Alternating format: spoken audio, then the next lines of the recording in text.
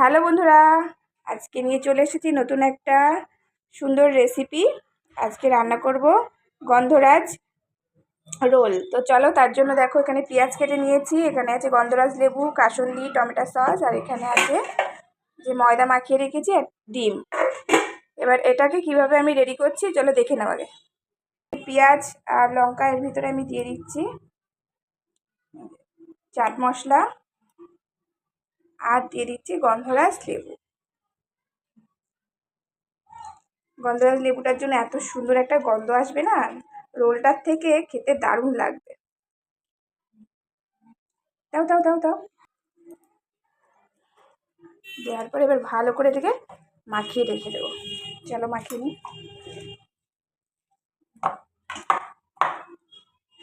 মাখানো হয়ে গেছে, এবার আমি এটাকে ঢেকে রেখে দিলাম সাইড করে। আর এবার রুটিগুলোকে আগে সমস্তটা বেলে নেবো। তো এখানে দেখো বন্ধুরা, আমি 4টে লেচি করেছি কারণ আমরা 4 জন। এবার বেলে নেব। আরে ভাজো না, চাপে চাপে দেখো।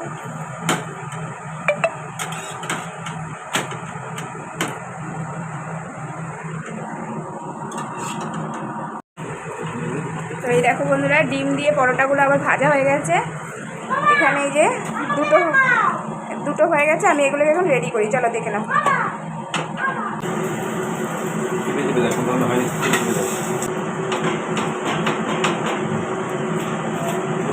পুরো ডিমের ভাজা হচ্ছে না, এই যেমন দেখ উল্টো করে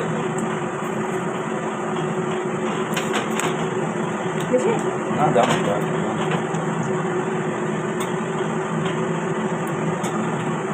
আমাদের এটা রুটি কম।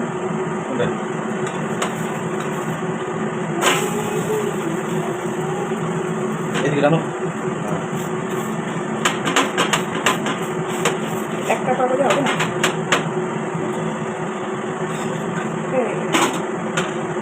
ওইটা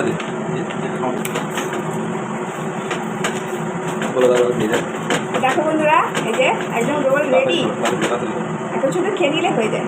দেখো বন্ধুরা, আমার 4টে রোল রেডি হয়ে গেছে। এখন শুধু আমরা খেয়ে নেব, তাহলেই হয়ে গেল। এই দেখো কেমন হয়েছে অবশ্যই তোমরা কমেন্ট করে জানিও।